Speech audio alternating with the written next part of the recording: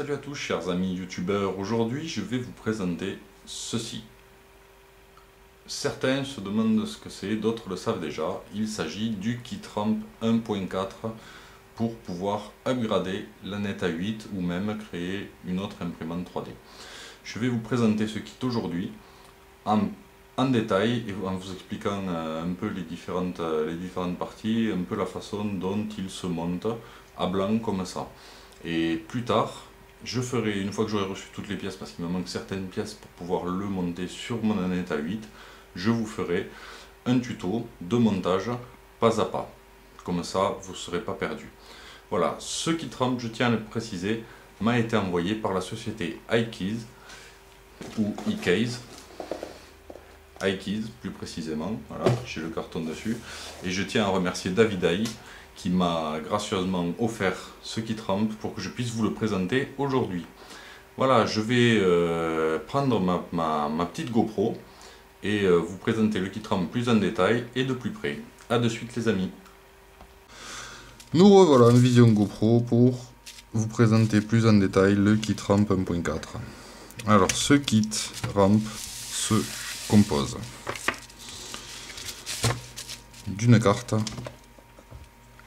que voilà, c'est la carte Ramp 1.4. Avec cette carte est fourni un Arduino Mega 2560 sur lequel vous allez pouvoir téléverser le logiciel Marlin, le logiciel qui contrôlera votre imprimante. Vous avez le connecteur ici pour l'alimentation, pour alimenter tout ça. Vous avez aussi ces petites cartes qui sont les drivers qui viendront contrôler les moteurs de pas à pas de votre imprimante. Fourni avec tout ça, vous avez le câble USB qui sert à téléverser le logiciel Marlin ou un des deux autres logiciels qui existent pour les imprimantes 3D sur l'Arduino Mega.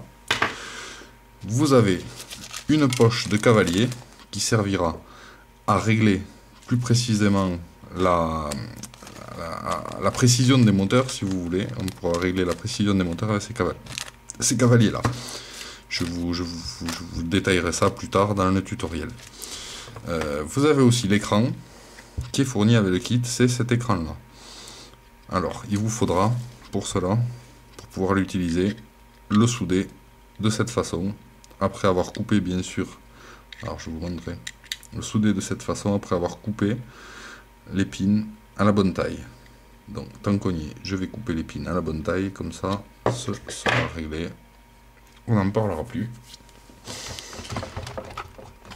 3, 4, 5, 6, 7, 8, 9, 10, 11, 13, 14, 15, 16, 17. Hop. On va faire ça de suite. Voilà, on coupe ici. Ça, vous pouvez le voir en direct, live sur la vidéo. Voilà, vous venez insérer vos pins comme ceci. Et un coup de fer à souder et un peu d'étain, vous soudez tous les petits pins là. Comme ça, une fois que ce sera soudé, vous pourrez l'insérer dans la carte qui va contrôler l'écran. Il faudra l'insérer là-dedans. Voilà, le KitRamp se compose de tous ces éléments, avec en plus ce qui ressemble à un petit L. Voilà, vu comme ça ressemble à un L. Qui va ce connecteur va vous permettre de relier l'écran au KitRamp comme ceci. Donc, il peut vous arriver, dans certains KitRamp, de trouver cet écran-là. C'est-à-dire un écran full graphics pour avoir un plus bel affichage. C'est un écran, vous pourrez paramétrer dessus l'image d'accueil, etc., etc. Il y a plein de paramètres possibles, mais ça j'y reviendrai plus tard, je ne vais pas m'attarder là-dessus maintenant, je ferai le tuto au moment venu. Donc, ce que je vais faire, je vais vous expliquer à quoi sert le KitRamp 1.4. Alors, KitRamp 1.4, il sert tout simplement à faire une mise à jour de votre imprimante 3D, c'est-à-dire à pouvoir améliorer les fonctionnalités de l'imprimante 3D. Je m'explique. sur une imprimante 3D normale, c'est-à-dire la Net A8 avec sa carte mère d'origine, vous avez qu'un extrudeur. Or, avec cette carte qui trempe, vous allez pouvoir mettre, c'est un exemple, vous allez pouvoir mettre 2 extrudeurs. Donc vous allez pouvoir imprimer en 2 couleurs. Ce qui n'est pas négligeable, c'est déjà une belle amélioration sur une imprimante à 150 €, c'est pas mal.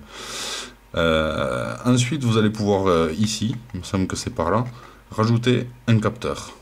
Certains mettent des capteurs au niveau du dit chauffant, et bien vous allez pouvoir rajouter ce capteur là, et vous avez 2 autres sorties auxiliaires ici. Celle-là, la 3, est à utiliser pour l'écran.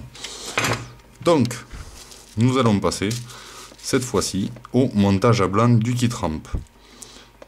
Donc, dans l'hypothèse, hypothétiquement, nous avons déjà mis notre logiciel Marlin sur l'Arduino Mega. Il est téléversé, il est configuré. Maintenant, nous allons monter notre kit ramp. Donc, pour monter le kit ramp, il vous faut mettre la carte comme ceci dans l'Arduino Mega. Alors, ceux qui connaissent déjà les Arduino, les Raspberry, ça vous paraîtra niais ce que je fais, mais là, je m'adresse à tous ceux qui ne connaissent pas tout ça et qui voudraient malgré tout se lancer dans l'impression 3D et pouvoir améliorer leur imprimante. Donc, vous enfoncez votre carte comme ceci, et une fois qu'elle est enfoncée, tout va bien. Là, vous voyez, l'ensemble ne bouge pas, je peux secouer, ça ne bouge pas. Donc là, on est bon à ce niveau-là. Une fois que vous avez fait ça, avant de mettre les drivers pour les moteurs, qui dit driver dit ces petites cartes-là, il vous faudra mettre les jumpers, donc les cavaliers, car c'est ça qui va vous régler la précision des moteurs, comme je vous l'expliquais juste un peu plus tôt. Mais pour mettre les drivers, vous devez d'abord mettre ça parce que les drivers viennent se positionner dessus, comme ceci. Voilà. Donc si vous oubliez de les mettre, bon, vous aurez sûrement toujours un réglage de base qui fonctionnera, mais ce ne sera pas l'extase. Dès que j'en saurai plus au niveau des drivers, je vous dirai tout ça dans le tuto au moment de monter tout ça sur l'imprimante. Donc maintenant, nous avons mis nos cavaliers, ce que j'ai fait avant pour gagner un peu de temps. Nous allons maintenant monter les drivers. Alors, ces drivers, attention, précision, ils ont un sens de montage. Je m'explique. Vous allez voir. Je vais essayer de faire ça plus proprement que vous puissiez le voir. Regardez, le temps que la caméra fasse le point, vous voyez, vous avez des petites inscriptions derrière les drivers. Direction, step, sleep, reset, etc., etc. Vous allez retrouver ces inscriptions sur la carte du kit ramp. Et c'est là que vous allez voir. Je vais, le temps que la caméra fasse le point, voilà. Je ne sais pas si vous voyez à ce niveau-là. Là, voilà, vous avez les mêmes mots que sur les drivers qui sont écrits sur la carte. Il vous suffit juste de faire correspondre les mots aux mots qu'il y a sur les drivers. Comme ça, vous êtes sûr de ne pas vous planter. Ça, c'est un point précis. Je vais même peut-être vous faire un petit zoom dessus, que vous puissiez mieux les voir. Voilà. À partir du moment où vous mettez le step du driver en face du step de la carte, vous aurez le bon sens de montage. Alors, en ce qui est du sens de montage, je vais vous le montrer de suite. Le temps que la caméra refasse le point, voilà. C'est tout simple. Ces drivers se montent. Vous voyez ce composant-là, on dirait un petit potentiomètre. Allez, fais le point, cochonne. Saloperie de caméra. Pardon, désolé. Voilà, ce petit potentiomètre, on dirait une vis cruciforme, eh bien, il doit toujours être vers la droite. Donc, ce que vous faites, c'est que votre driver, vous le mettez comme ceci. Si je loupe les pins, ça va pas le faire. Vous le mettez dans les pins comme ceci. Vous avez entendu le petit bruit. Et là, le driver, comme vous voyez, il est bien installé, il est bien branché. Il vous reste à faire ceci pour tous les autres. Donc c'est pareil, le sens reste le même, vers la droite. Tac. Alors il est possible, je dis bien il est possible, même probable, parce que cela m'est arrivé, que lorsque vous allez installer vos drivers, ils risquent de pas bien s'en ficher et se chevaucher. Les uns, il y en a un qui va bloquer quand vous allez vouloir le mettre. Tout ça parce qu'il y a un peu trop de PCB là sur la plaque. Dans ce cas-là, la solution la plus simple que j'ai trouvée, alors ça va vous paraître un peu bouché, hein, mais on va faire ça comme ça, c'est de racler un peu avec un cutter la plaque en PCB. Enlever une petite couche, vous voyez, hop, vous raclez un peu la plaque, hop, et en raclant un peu la plaque tout doucement, pour pas bien sûr entamer les composants qu'il y a, vous allez pouvoir ajuster la plaque comme il faut, pour pouvoir rentrer les drivers sans qu'ils se chevauchent et sans que ça vous crée de problèmes au niveau des connexions. Donc là je l'ai déjà fait, pour gagner du temps, je vais donc tous les brancher. Il n'est pas improbable que vous puissiez voir que ça crée certains problèmes à des moments. Donc vous inquiétez pas si c'est un peu dur à mettre, des fois ce sont juste les pins. Les pins là des drivers qui sont un peu tordus, donc vous les redressez tout légèrement. Voilà, comme je suis en train de le faire avec le doigt. Pas la peine d'utiliser des pinces et d'y aller comme un bourrin, sinon vous allez tout péter et vous allez être content après. Le temps que les drivers arrivent de Chine, vous en avez pour 2 ou 3 semaines, ça va vous faire les pieds et vous allez être content. Donc vous mettez ça, là vous voyez, il s'en fiche parfaitement, il n'y a pas de problème, il y a un léger espace, donc tout va bien, il bloque pas. On va faire de même avec le troisième. Et là, c'est pareil. Il s'en fiche et comme vous le voyez, là par contre ils sont, je vais vous le rapprocher, vous voyez, il y a un léger espace on dirait, mais en fait il n'y a pas d'espace. Ils sont un peu collés entre eux. Donc c'est ça qui risque de vous arriver, mais en pire.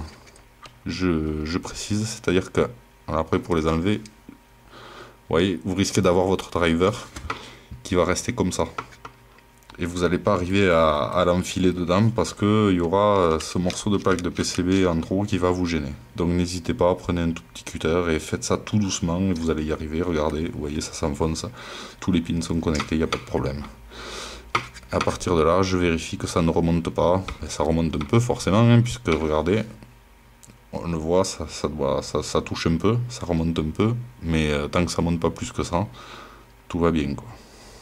Oui, vous voyez bien que ça touche, donc il faudra même peut-être que je retouche un peu celui-là. Mais des fois, il se peut aussi que ça remonte parce que ici ça a été mal soudé ou ça a été soudé trop haut, enfin voilà, bref. Dans tous les cas, tant que les pins sont dedans, tout devrait fonctionner.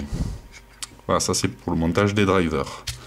Ensuite, bon, une fois que vous avez branché votre alim, ben, tout simplement, vous connectez ça là. Et là, il y a les fils qui partent à l'alimentation, elle est connectée à la carte. Donc là, partant de là, vous êtes tranquille. Maintenant, nous allons venir à l'écran. Alors, l'écran. Comme je vous expliquais plus tôt, vous allez devoir... C'est pas celui-là, c'est celui-là. Vous allez devoir souder ces pins-là à l'écran.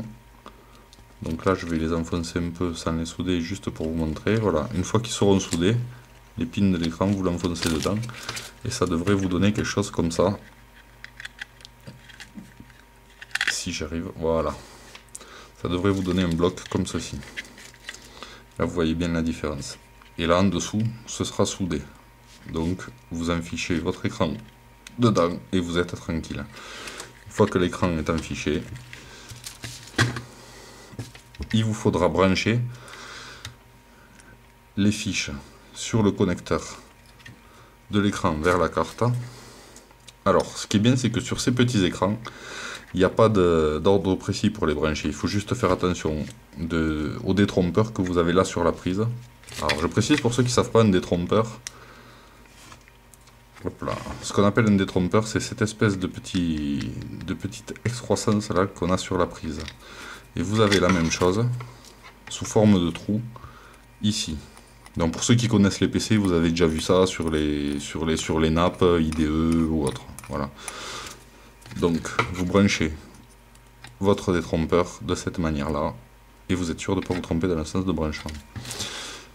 Petite précision, parce que ça marche avec cet écran là. Mais ceux qui vont avoir l'écran full graphics, ah, attention, qu'est-ce qu'il va nous dire? Oh là là, ça risque d'être compliqué. Non, non, vous inquiétez pas, ne prenez pas peur, ne fuyez pas. C'est tout simple. Vous allez voir. Je vais vous montrer. Sur l'écran full graphics, vous allez pouvoir voir que ici, il y a quelque chose de marqué là. Mais on ne le voit pas bien à cause de la fiche noire.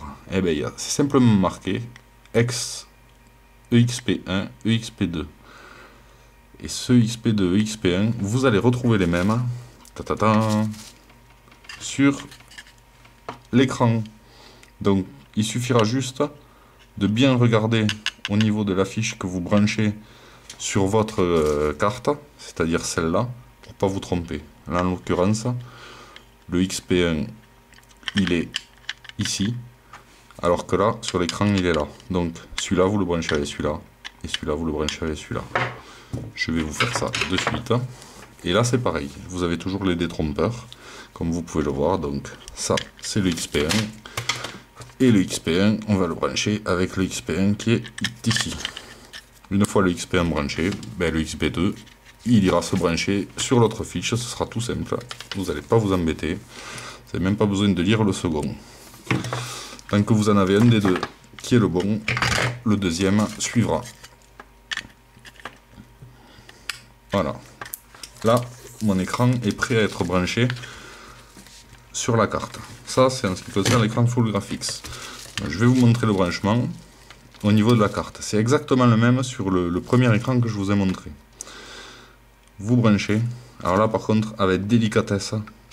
Parce que si vous vous loupez, vous allez être dégoûté. Il vous faudra retordre les pins, les remettre droits, etc. C'est super chiant. Donc vous le branchez. Vous vous mettez bien en face, comme je viens de le faire. Et malgré ça, vous allez voir que c'est pas évident. Et vous le rentrez. Vous voyez, il y a toujours un petit écart là, parce que mes pins derrière sont un peu tordus. Mais parce qu'ils ont été mis comme ça, ils sont comme ça d'origine. Donc j'ai beau essayer de les redresser, comme vous le voyez, il reste toujours ce petit écart. Mais c'est pas gênant, ça fait la connexion, donc tout va bien. Voilà. Et là, nous avons le Keytramp avec l'écran Full Graphics monté. À défaut, ceux qui n'auront pas cet écran là dans le Keytramp qui commanderont, vous aurez celui-là de brancher à la place. Voilà pour le montage du Keytramp. Je tiens à vous montrer une petite chose de plus. Pour ceux qui ont peur du branchement et qui se disent oh là là, comment après on va brancher nos câbles d'origine d'imprimante sur ces connecteurs là, vous ne vous inquiétez pas. Déjà, il y a ce schéma là qui se trouve sur internet, je vous mettrai le lien dans la description et qui vous explique comment tout brancher. Alors ici là, ce sont des LED, là ce sont les deux ventilateurs, c'est pas ceux du refroidissement, c'est le ventilateur, oui, plus ou moins qui va refroidir l'extrudeur ou la pièce. Et alors, ça c'est celui qui va refroidir l'extrudeur. Alors il y en a un des deux, c'est celui qui refroidit l'extrudeur, et vous pouvez en rajouter un par exemple sur votre carte rampe que vous aurez mis dans un boîtier, et cela vous les branchez ici. Vous avez le schéma, vous voyez. Ça, c'est ce qui représente ce connecteur vert que je vous ai montré. Voilà, ça représente ça. Donc partant de là, vous allez voir, c'est pas compliqué du tout. Ça, c'est le lit chauffant. Là, vous avez le ventilateur, par contre, qui refroidit la pièce. Print couleur, donc, c'est ce qui refroidit la pièce. Ici, vous avez la résistance chauffante de l'extrudeur. Donc, vous le voyez, il faudra la brancher sur ce plan-là. Si on suit ce plan-là, il faudra la brancher sur le D10, ici. Donc, le plus est là, le moins est ici. Vous remarquerez qu'il n'y a que le plus qui est marqué, et forcément, l'autre, c'est le moins. Ensuite, sur le D9, le ventilateur qui va refroidir la pièce. Et sur le D8, le plus et le moins du plateau chauffant. Jusque là, rien de compliqué. Mais tout ça, j'y reviendrai. Là, je vous fais un petit topo vite fait. Ensuite, ici, vous avez les moteurs de l'axe X. D'ailleurs, si je me rapproche, vous allez voir que c'est marqué. Voilà, les moteurs de l'axe X, Y, Z. Et en haut, comme je vous expliquais, les extrudeurs. Les moteurs des extrudeurs. Tout simplement. Voilà, ici le LCD, qu'on voit là. Et là, vous avez la possibilité de mettre les capteurs. Et vous pouvez, si vous avez deux moteurs pour l'axe Z, vous pouvez en mettre deux. Comme c'est indiqué sur le schéma, vous voyez. Là, il y a deux moteurs au niveau de l'axe Z. Donc vous pouvez en mettre deux, tout simplement. Et vous les branchez comme ceci. Voilà pour ce qui est du petit plan, que je trouve pas mal d'ailleurs. Et ça, ce que vous voyez ici, ce sont les fins de course que vous pouvez brancher là. Alors vous avez la possibilité d'en mettre quelques-uns, hein. On peut mettre 1, 2, 3, 4, 5, 6. Vous pouvez mettre 6 fins de course, donc à mon avis, ça devrait aller quoi. Mais là, bon, sur le schéma, ils en mettent 3. Voilà, parce que je pense que 6, c'est pas vraiment nécessaire. Donc voilà pour ceux qui trempent. Alors, ceux qui trempent, vous pouvez le trouver sur DHgate, dans la boutique iKeys, IKEYS. Si je me trompe pas, je vais vous dire ça. Voilà, IKEYS, pardon, iKeys. Je vous montre. Voilà, iKeys. Voilà, vous le trouvez là. Il m'a été envoyé dans cette boîte, donc je vous montre. Vous allez le trouver sur cette boutique là. Si vous tapez iKeys dans DHgate, vous le trouverez direct, la boutique, et vous verrez le kit ramp. Mais je vais quand même vous mettre le lien dans la description, en dessous.